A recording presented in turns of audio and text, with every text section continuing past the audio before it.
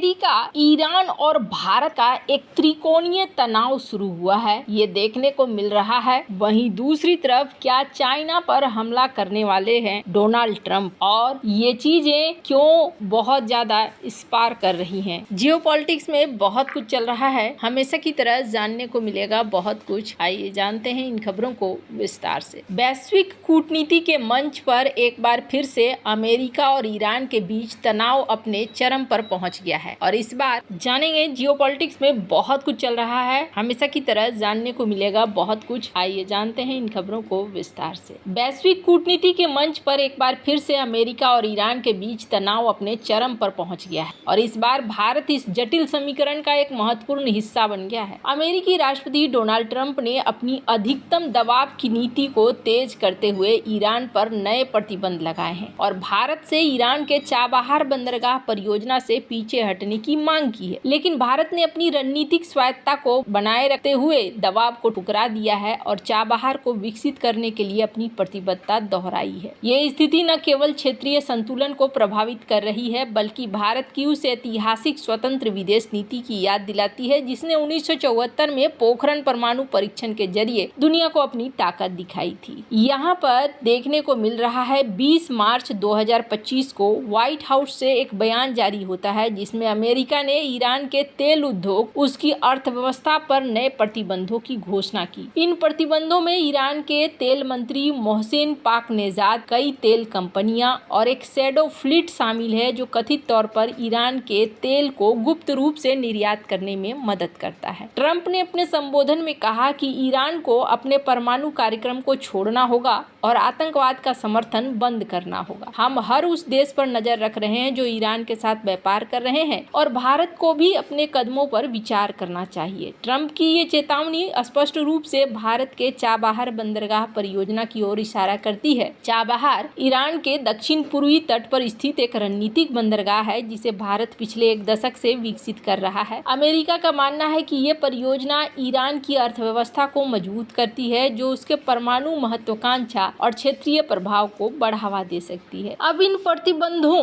के द्वारा ईरान के तेल को गुप्त रूप से निर्यात करना मुश्किल हो जाएगा। ट्रंप ने अपने संबोधन में कहा कि ईरान को अपने परमाणु कार्यक्रम को छोड़ना होगा और आतंकवाद का समर्थन बंद करना होगा। हम हर उस देश पर नजर रख रहे हैं जो ईरान के साथ व्यापार कर रहा है। भारत को भी अपने कदमों पर विचार करना चाहिए। ट्रंप की ये चेतावनी स्पष्ट रूप से चाबहार बंदरगाह परियोजना की ओर इशारा करती है। चाबहार ईरान के दक्षिण पूर्वी तट पर स्थित एक रणनीतिक बंदरगाह है जिसे भारत पिछले एक दशक से विकसित कर रहा है। अमेरिका का मानना है कि यह परियोजना ईरान की अर्थव्यवस्था को मजबूत कर सकती है, उसके परमाणु महत्वाकांक्षाओं और क्षेत्रीय प्रभाव को बढ़ा सकती है। ट्रंप ने भारत को चेतावनी दी है कि अगर वह परियोजना में निवेश जारी रखता है तो उसे अमेरिकी प्रतिबंधों का सामना करना पड़ सकता है जिसमें वित्तीय लेन देन पर रोक और अमेरिकी बाजारों तक पहुंच में कटौती शामिल है। ये पहली बार नहीं है जब अमेरिका ने भारत पर ईरान के साथ संबंधों को लेकर दबाव डाला हो। साल 2018 में जब ट्रंप ने ईरान परमाणु समझौता यानी कि JCPOA से अमेरिका को बाहर निकाला था, तब भी भारत को इसी तरह की चेतावनी मिली थी। उस समय भारत ने चाबहार के लिए विशेष छूट हासिल की थी क्योंकि ये अफगानिस्तान को मानवीय सहायता पहुंचाने का एकमात्र रास्ता था। लेकिन अब ट्रंप का दूसरा कार्यकाल शुरू हो रहा है और उसके बाद से उनकी नीतियां सख्त हो गई हैं। वो किसी भी देश को छूट देने के मूड में नहीं दिखाई देते हैं।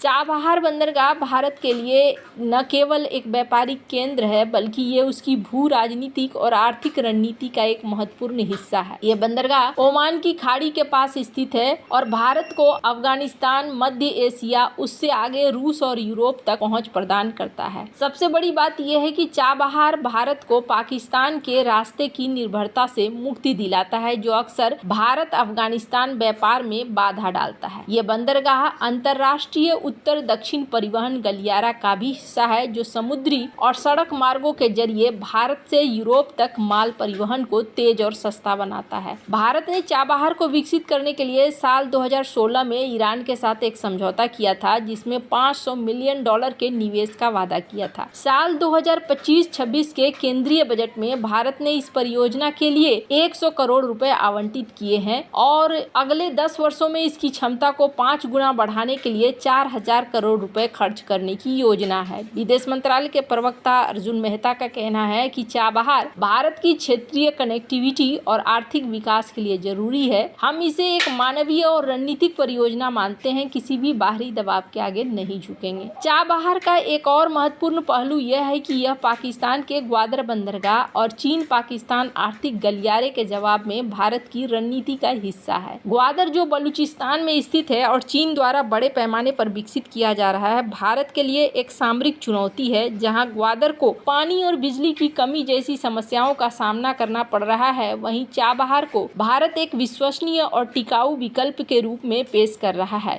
ये भारत की लुक वेस्ट नीति का भी हिस्सा है, जो पश्चिम एशिया और उससे आगे के क्षेत्रों में भारत की मौजूदगी को मजबूत करता है। ईरान ने अमेरिकी प्रतिबंधों को अवैध और एक तरफा करार देते हुए खारिज कर दिया है। ईरानी विदेश मंत्री अब्बास अराक्ची ने एक प्रेस कॉन्फ्रेंस में कहा कि हम ट्रंप के दबाव को अवसर और खतरे दोनों के रूप में देखते हैं। हमारा जवाब हमारी संप्रभुता और राष्ट्रीय हितों पर आधारित होगा। ईरान ने भारत के साथ अपने संबंधों को मजबूत करने की इच्छा जताई है, खासकर चाबहार परियोजना के लिए। अराक्ची ने यह भी कहा कि चाबहार न केवल भारत और ईरान बल्कि इस पूरे क्षेत्र के लिए एक आर्थिक केंद्र बन सकता है। हालांकि ईरान का क्षेत्रीय प्रभाव अमेरिका के लिए चिंता का कारण बना हुआ है। ट्रंप प्रशासन ने यमन के हूती विद्रोहियों को हथियार और समर्थन देने के लिए ईरान को जिम्मेदार ठहराया है। हाल ही में हूतियों ने लाल सागर में एक अमेरिकी मालवाहक जहाज पर ड्रोन से हमला किया है, जिसके बाद ट्रंप ने ईरान को गंभीर परिणाम भुगतने की चेतावनी दे दी है। ईरान ने इन आरोपों से इनकार किया है, लेकिन उसका हूतियों के साथ संबंध क्षेत्रीय तनाव को बढ़ा रहा है। इस बीच चीन और रूस ने ईरान का समर्थन किया है। 14 मार्च 2025 को बीजिंग में हुई एक त्रिपक्षीय बैठक में दोनों देशों ने अमेरिकी प्रतिबंधों को गैर कानूनी करार दिया है और संयुक्त राष्ट्र के तहत बहुपक्षीय वार्ता की मांग की है। ये स्थिति दिखलाती है कि अमेरिका और ईरान के बीच बढ़ता तनाव एक वैश्विक शक्ति संघर्ष में बदल रहा है, जिसमें भारत एक संतुलनकारी भूमिका निभा रहा है। भारत की ये स्वतंत्र नीति कोई नई बात नहीं है। इसका सबसे शानदार उदाहरण 18 मई 1974 को ईरान के पोखरण में किया गया पहला परमाणु परीक्षण स्माइलिंग बुद्धा है। उसमें भारत एक विकासशील देश था जो आर्थिक और तकनीकी रूप से सीमित था। फिर भी तत्कालीन पीएम इंदिरा गांधी ने साहसिक कदम उठाया, जिसने भारत को परमाणु शक्ति के रूप में स्थापित किया। 1970 के दशक में भारत पर कई तरह के दबाव डाले गए। 1971 के भारत पाकिस्तान युद्ध के बाद अमेरिका ने भारत के खिलाफ अपनी नीति सख्त कर ली थी। राष्ट्रपति रिचर्ड निक्सन और उनके राष्ट्रीय सुरक्षा सलाहकार हेनरी किसिंजर ने भारत को सोवियत संघ का कूटनीतिक सहयोगी मानते हुए दबाव डाला था। जब भारत ने